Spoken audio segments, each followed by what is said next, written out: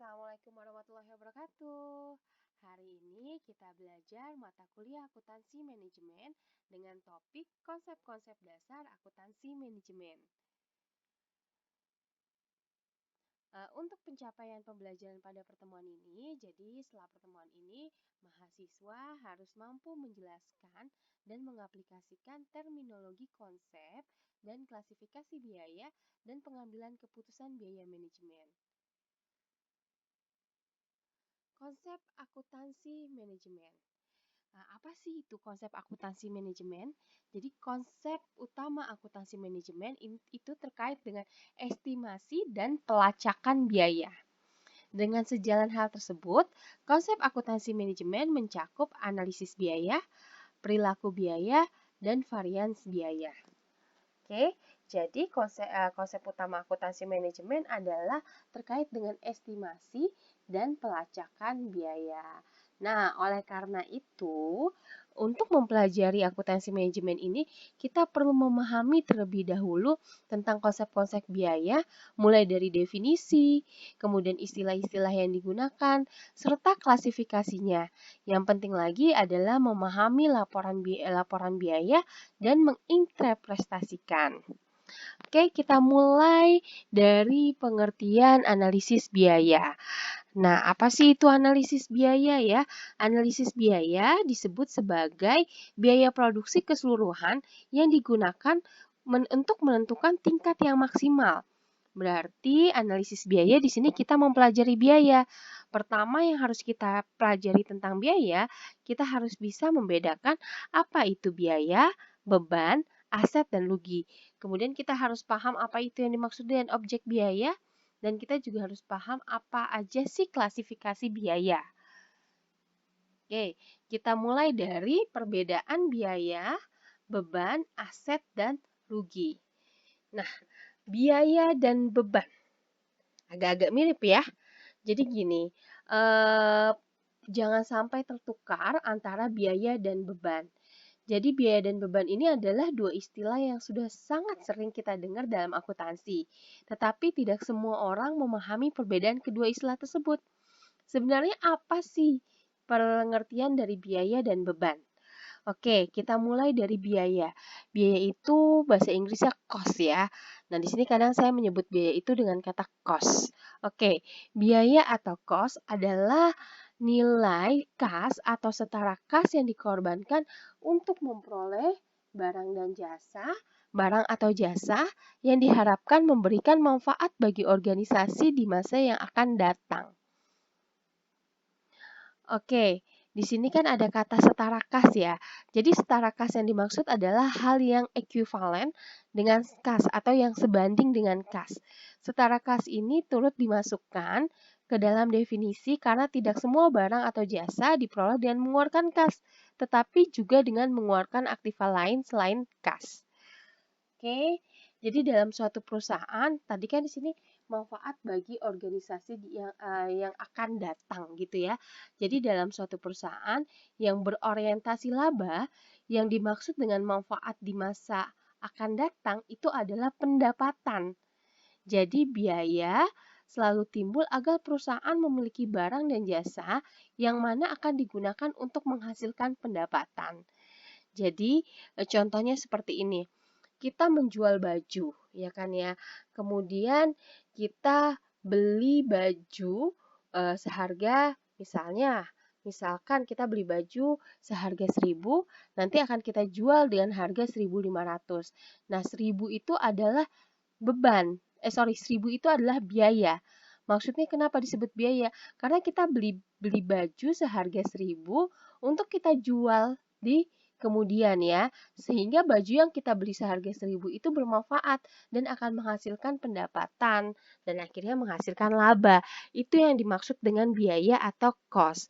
Nah, apa yang dimaksud dengan beban atau expense? Nah, di sini pengertian dari beban atau expense adalah penurunan ekonomi berupa penyusutan nilai aktiva atau pengeluaran kas. Jadi yang dimaksud dengan beban ini, kalau tadi kan cost, dia kas yang dikorbankan. Kas ini kan berarti uang ya.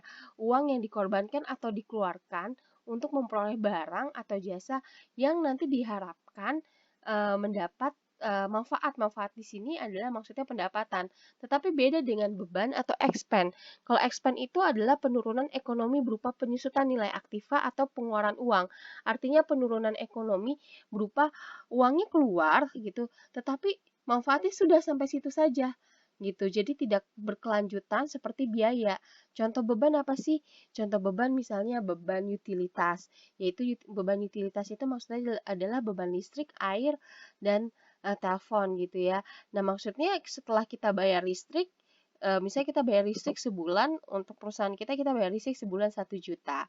Nah, berarti manfaatnya udah sampai situ saja. Listrik nggak bisa kita jual lagi supaya nanti misalnya kita bayar listrik 1 juta, kemudian akan kita jual senilai 1.500.000, berarti kita dapat untung 500.000 gitu ya. Itu nggak bisa kan seperti itu gitu. Makanya listrik dikategorikan sebagai beban karena dia pengeluaran uangnya manfaatnya sudah sampai situ saja gitu. Atau misalnya kita beban gaji. Gaji itu kan disebut sebagai beban gaji ya. Kenapa? Misalnya kita menggaji karyawan kita setiap bulan senilai 3 juta. Nah, kita gaji nilai 3 juta. Apakah berarti kita gaji 3 juta nanti bulan besok kita bisa menjual gaji itu dengan harga 3.500.000? Tidak seperti itu. Ya sudah, berarti kan kita bayar 3 juta, berarti manfaatnya udah sampai situ aja. Nah, itu maksudnya penurunan ekonomi berupa penyusutan nilai aktiva. Penyusutan nilai aktiva ini berarti pengeluaran uang atau berkurangnya uang. Gitu ya.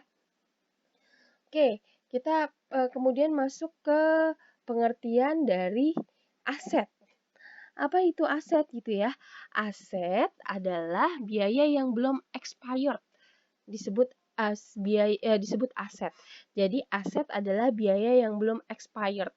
Disebut aset karena dia masih menyimpan manfaat di masa depan untuk perusahaan. Oke, kemudian apa yang dimaksud dengan rugi atau loss? Rugi adalah apabila aset yang diberikan ternyata tidak memberikan manfaat apapun. Ia tidak dapat digolongkan sebagai biaya atau beban, tapi diklasifikasikan sebagai rugi atau loss. Oke, saya ambil contoh seperti ini. Anggaplah kita mempunyai toko, ya kan ya, kita punya toko baju gitu ya. Awalnya kita membeli baju sebanyak 10 baju seharga 1 juta. Ya, beli baju 10 baju seharga 1 juta. Berarti nanti 10 baju itu akan kita jual gitu kan ya. Yang akan kita jual senilai misalnya, berarti kan beli baju 10 seharga 1 juta. Berarti satu bajunya harganya 100.000 gitu ya. Tapi mau kita jual dengan harga misalnya 120.000 karena kita mau ngambil keuntungan di situ. Oke. Tadi ada nilai 1 juta. Nilai 1 juta, jadi kita beli baju senilai 1 juta itu sebanyak 10 buah baju. Nah, ini akan kita jual, berarti kan per bajunya harganya 100.000. Nah, ini akan kita jual senilai 120.000. Artinya ada keuntungan ya. Jadi kita beli di awal bulan, anggaplah kita beli di awal bulan untuk modal kita menjual baju seharga 1 juta untuk 10 buah baju, berarti per bajunya harga 100.000. Kemudian kita jual 120.000. Ternyata ini yang laku 8 baju. Sampai akhir bulan yang laku baru 8 baju. Oke, mana yang disebut biaya? Mana yang disebut biaya? Nah, biaya itu maksudnya adalah ini. Modal di awal itu 1 juta. Yaitu disebut biaya. Oke, berarti ada 8 baju yang terjual seharga satu bajunya 120. Berarti di situ kita mendapat keuntungan berapa? Kan satu baju kita mendapat keuntungan 20.000. Artinya 8 baju kita mendapat keuntungan sebesar 160.000. Itu berarti laba. Nah, ini kan yang terjual 8 baju, ya kan ya? Yang terjual 8 baju. Jadi dari awal periode atau awal bulan kita beli 10, tapi di akhir bulan yang terjual baru 8 baju. Nah, berarti kan masih ada 2 baju lagi. Ya kan? Karena kan kita awal beli 10 baju. Nah, 2 baju lagi itu disebut aset. Ya, disebut aset. Karena ini bisa kita jual untuk bulan berikutnya. Jadi biaya yang belum expired disebut aset. gitu. Disebut aset karena dia masih menyimpan manfaat di masa depan untuk perusahaan. Nah, dua baju ini kan bisa kita jual lagi untuk bulan berikutnya. Itu disebut dengan aset. Nah, apa yang dimaksud dengan loss? Loss misalnya gini, ternyata sisa baju kita ada dua baju. Ternyata dua baju ini kebakar. Atau misalnya dua baju ini rusak ya, terendam terendam air gitu ya, sehingga kualitasnya sudah nggak layak untuk dijual lagi. Nah, ini disebut loss gitu. Jadi apabila aset yang diberikan ternyata sudah tidak memberikan manfaat lagi karena tadi sisa dua baju itu ternyata kebakar ya. Misalnya seperti itu. Nah, artinya dua baju itu termasuk dalam kategori rugi atau loss. Ia tidak dapat digolongkan sebagai biaya atau beban, tapi diklasifikasikan sebagai rugi atau loss. Oke. Nah, kita sekarang belajar tentang apa itu objek biaya. Tadi kita sudah memahami perbedaan dari biaya, expense, rugi, aset dan rugi. Nah, saya ulang lagi tadi biaya dan expense. Jangan ini ya, jangan bingung antara pengertian biaya dan expense. Jadi biaya adalah kas atau setara kas yang dikorbankan untuk mendapatkan manfaat di masa yang akan datang. Jadi ibaratnya kita mengeluarkan uang untuk modal supaya nanti kita dapat untung gitu. Beda dengan beban. Beban adalah mengeluarkan uang tapi manfaatnya udah sampai situ aja gitu, tidak diuntungkan, maksudnya tidak bisa untuk dicuankan atau kita untungkan gitu ya, itu namanya beban gitu ya. Jadi di dalam perusahaan pabrikasi biasanya kalau kalau perusahaan pabrikasi itu kan mempunyai tiga fungsi ya, ada fungsi pertama dia ada fungsi produksi, kemudian ada fungsi umum dan fungsi pemasaran. Kalau di dalam eh, perusahaan pabrikasi, fungsi produksi itu kan berarti memproduksi. Nah, biaya-biaya yang keluar dalam fungsi produksi itu masuk ke dalam biaya. Sedangkan fungsi pemasaran atau umum itu masuk ke dalam kategori beban. Gitu. Itu juga bisa perbedaan antara biaya dan beban. Oke, kita langsung lanjut saja ke objek biaya. Objek biaya atau cost object ya adalah segala sesuatu ketika biaya diukur dan diakumulasi. Artinya adalah segala sesuatu ketika biaya diukur atau diakumulasi. Oleh karena itu, objek biaya dapat berupa produk, pelanggan, jasa, proyek, aktivitas, divisi, dan sebagainya yang mana manajemen ingin menghitung biayanya. Nah, objek biaya dalam berbisnis adalah istilah keuangan yang biasanya digunakan dalam akuntansi biaya ya, atau bisa juga digunakan dalam akuntansi manajemen. Tujuannya untuk bisa menunjukkan biaya yang telah dibebankan. Contoh, produk yang telah diproduksi oleh perusahaan merupakan objek biaya untuk bahan langsung, juga tenaga kerja langsung, serta biaya overhead manufaktur ya.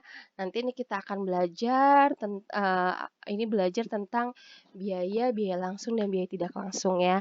Gitu. Nah, objek biaya dalam bisnis bahkan bisa berupa proyek tadi wilayah ya, bisa juga layanan, departemen maupun pelanggan. Pada saat setiap kali manajemen ingin melakukan perhitungan biaya. Jadi apapun itu bisa dikatakan objek biaya pada setiap kali manajemen ingin melakukan perhitungan biaya. Contoh, misalnya seperti ini, tentang biaya gitu ya. Apa sih biaya ya?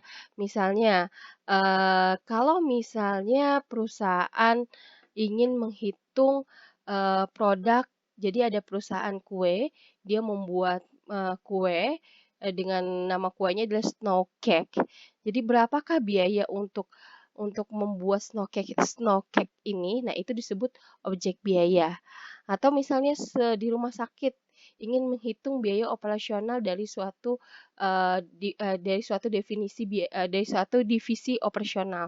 Jadi rumah sakit ingin menghitung biaya dari divisi operasional. Berapakah semua biayanya? Nah, manakah yang dimaksud objek biaya? Berarti yang dimaksud objek biaya di situ adalah departemen operasional. Atau misalnya di suatu perusahaan ingin melihat biaya pemeliharaan dari departemen teknik. Nah, mana yang dimaksud objek biaya?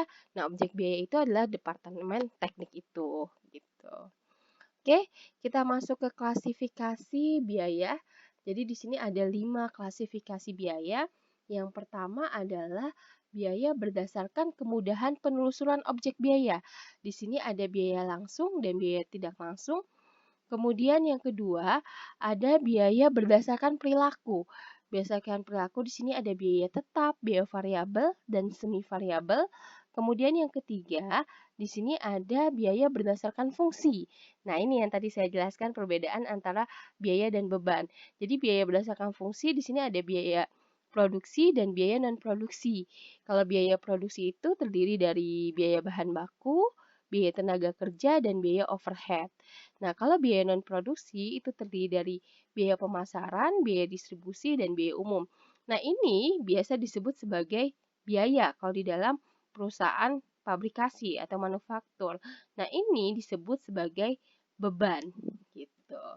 Oke, kemudian yang keempat ada yang biaya berdasarkan konsep variabel, yaitu contohnya adalah biaya variabel dan biaya periode. Kemudian yang terakhir biaya berdasarkan pertanggungjawabannya, yaitu biaya uncontrollable dan uncontrollable. Oke, untuk klasifikasi biaya, di sini kita akan membahas tentang yang pertama yaitu klasifikasi biaya berdasarkan kemudahan penelusuran objek biaya. Jadi ada dua, tadi seperti yang di slide sebelumnya ya. Tadi ada dua, yaitu biaya langsung dan biaya tidak langsung, yang ini ya.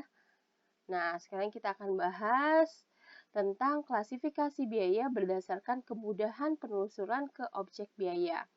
Yang pertama adalah biaya langsung atau direct cost, yang kedua adalah biaya tidak langsung atau indirect cost. Oke. Nah, biaya langsung di sini apa sih pengertian dari biaya langsung ya? Biaya langsung adalah biaya yang dapat ditelusuri langsung pada suatu objek biaya. Jadi yang termasuk biaya langsung di sini, ini adalah biaya bahan langsung, bahan baku langsung, atau bahasa Inggrisnya direct material, dan biaya tenaga kerja langsung atau direct labor. Jadi di dalam biaya langsung ini terdiri dari dua, yaitu biaya bahan baku langsung atau direct material, dan biaya tenaga kerja langsung atau direct labor. Nah, contohnya apa yang dimaksud dengan biaya langsung? Contohnya gini, misalnya kita adalah perusahaan pabrikasi atau manufaktur ya. Produk yang mau kita buat adalah produk kemeja itu.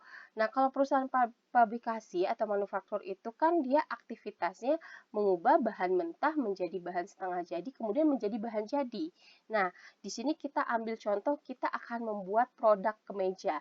Berarti dalam membuat kemeja biasanya kita perlu apa?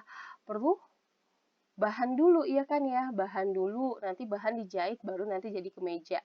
Nah, bahan itu disebut di sini untuk membuat produk kemeja dibutuhkan pembelian bahan baku kain. Berarti kita perlu beli kain dulu. Karena di sini kita masuknya adalah memproduksi kemeja gitu ya. Kemudian biaya kain ini termasuk biaya langsung. Oke, contoh di sini adalah dalam membuat produk 100 kemeja dibutuhkan waktu 8 jam yang dikerjakan oleh tenaga kerja. Biaya tenaga kerja dalam 1 jam adalah 20.000. Artinya kalau dalam 8 jam biayanya menjadi 160.000. Nah, biaya 160.000 ini disebut biaya tenaga kerja langsung. Saya ulang ya. Biaya langsung itu terdiri menjadi dua, yaitu biaya bahan baku langsung atau direct material dan biaya tenaga kerja langsung atau direct labor. Nah, apa yang dimaksud dengan biaya bahan baku langsung?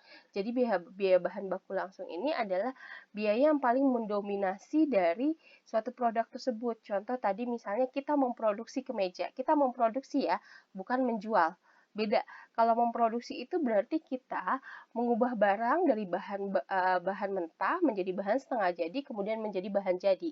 Beda dengan kita menjual kemeja, yaitu kalau menjual kemeja berarti kita langsung beli jadi kemeja itu misal seharga 100.000, nanti akan kita jual lagi seharga 120.000.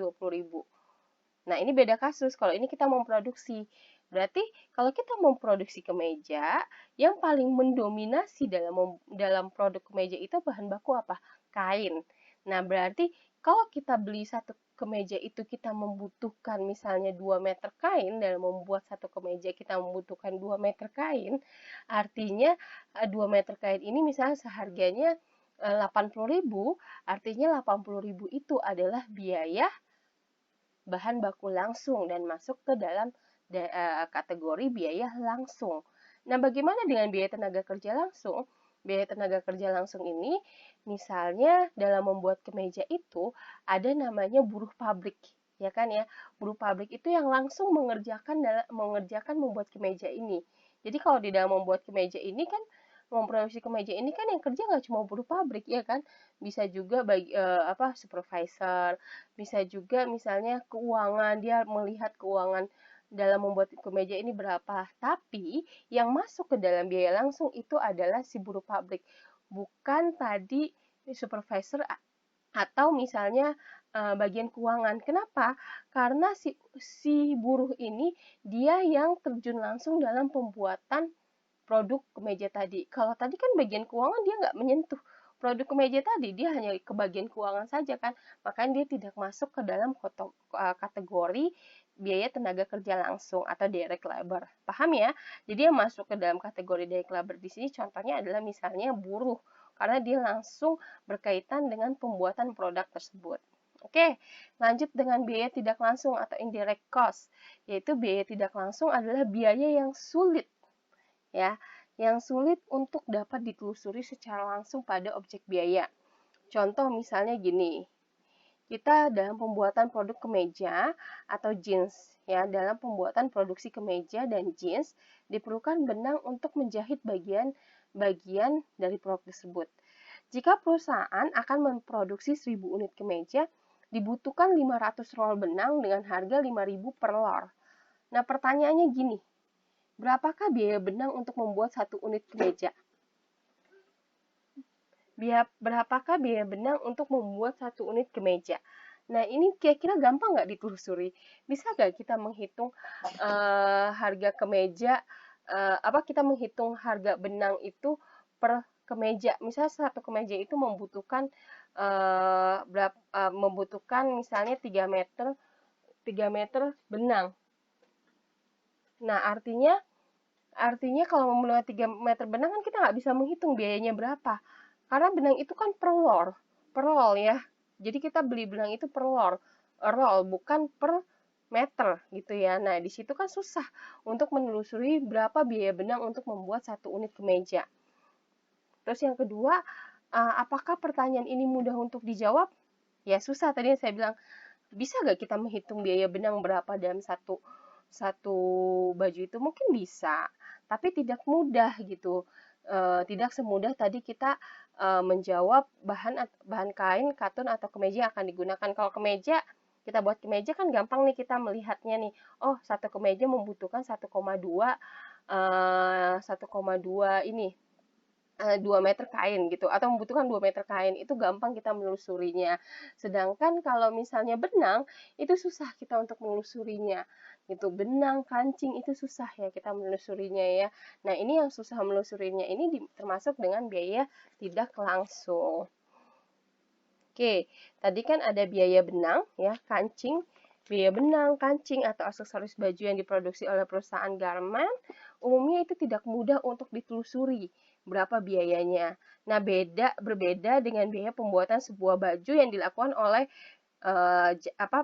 tailor ya, tailor pesanan seseorang ya, beda. Kalau gini kita ngomongin garment atau perusahaan pabrikasi. Kalau tailor mungkin masih bisa dihitung karena dia produknya dalam skala kecil. Kalau misalnya sudah masuk ke garment, itu produknya sudah dalam skala besar. Jadi susah untuk ditelusuri. Nah, oke. Faktor-faktor apa sih yang mempengaruhi sebuah biaya menjadi langsung atau tidak langsung? Jadi, faktor-faktor yang mempengaruhi pelompokan sebuah biaya menjadi langsung dan tidak langsung adalah satu, alasan material atau besar kecilnya biaya. Artinya, biaya yang relatif kecil dari keseluruhan biaya akan lebih efisien jika dimasukkan ke dalam biaya tidak langsung. Jadi biaya yang relatif kecil itu lebih efisiennya dimasukkan ke dalam biaya tidak langsung. Kemudian yang kedua adalah alasan ketersediaan teknologi untuk kemudahan perhitungan biaya. Artinya, jika perusahaan didukung teknologi yang memungkinkan biaya dengan cermat, gitu. Sekarang kan punya banyak teknologi ya. misalnya kita punya teknologi, dia bisa menghitung biaya dengan cepat dan cermat, maka biaya-biaya tersebut ya bisa juga yang biaya-biaya kecil-kecil tersebut bisa juga kita golongkan ke dalam biaya langsung. Oke, jadi tergantung kalau ada teknologi yang tersedia, boleh kita masukkan yang seperti benang tadi, susah kan ngitungnya ya, satu kemeja biayanya berapa, tapi karena punya teknologi dan bisa menghitung semua, itu bisa kita masukkan ke biaya langsung, bukan biaya tidak langsung, gitu. Oke, yang ketiga adalah desain operasional perusahaan yang mendukung. Dan maksudnya di sini adalah dalam proses operasi yang memungkinkan sebagian besar dimasukkan dalam biaya langsung. Oke, kemudian masuk ke klasifikasi biaya berdasarkan perilaku biaya. Di sini ada 3 berdasarkan perilaku, yaitu biaya variabel atau variable cost. Kedua adalah biaya tetap atau fixed cost. Ketiga ada biaya semi variabel. Nah, apa itu biaya variabel atau variable cost? Adalah biaya yang secara total dapat mengalami perubahan sebanding dengan perubahan tingkat kegiatan atau output atau aktivitas. Contoh, misalnya di perusahaan garment, upah satu ini upah dari buruh ya, upah satu produk itu biayanya 10.000, berarti totalnya 10 kan ya. Kalau misalnya 5, dia menjadi 50.000. Kalau misalnya yang dihasilkan 10, dia menjadi 100.000. Kalau yang dihasilkan 100, dia menjadi 1 juta. Ini maksud biaya variabel, yaitu biaya yang selalu mengalami perubahan sebanding dengan perubahan tingkat kegiatan atau aktivitas ya. Itu contohnya. Terus yang berikutnya adalah biaya tetap atau fixed cost. Nah, fixed cost itu adalah biaya yang cenderung bersifat konstan atau tetap, tidak berubah ya dalam suatu periode tertentu. Misalnya di sini adalah contohnya biaya gaji. Jadi misalnya di sini kita contoh adalah gaji supervisor ya. Mau produk itu cuman ada 1 yang dihasilkan, mau ada 100 yang dihasilkan, 200 atau 300, tetap biaya totalnya atau biaya gajinya tetap sama, yaitu 3 juta. Itu masuk ke dalam kategori biaya tetap atau fixed cost. Nah, apa pengertian dari biaya semi variabel? Adalah biaya yang mengandung biaya variabel dan biaya tetap. Nah, biaya ini mengalami perubahan tetapi tidak sebanding dengan perubahan tingkat kegiatannya. Contohnya di sini adalah bonus ya dari tenaga sales. Jadi misalnya ini adalah gaji dari tenaga sales. Kalau misalnya dia dapat menjual satu, tetap dia dapat gaji tetap 2 juta plus bonusnya 500 karena satu unit produk itu dia dapat bonus 500 rupiah. Nah, kalau misalnya dia 100, gaji tetapnya tetap 2 juta tapi dia dapat bonusnya 50.000 karena saat dia menjual 100 unit produk. Gitu juga 200 dia naik menjadi 100.000, kemudian 300 dia jadi 150.000. Oke, itu klasifikasi biaya berdasarkan perilaku biaya. Oke, kita masuk ke varians biaya. Varians atau cost variance ya. Apa yang dimaksud dengan varians? Varian di sini adalah selisih. Ya. Jadi varians itu artinya pengertiannya selisih. Adalah selisih antara hasil aktual dengan jumlah yang dianggarkan. Ya.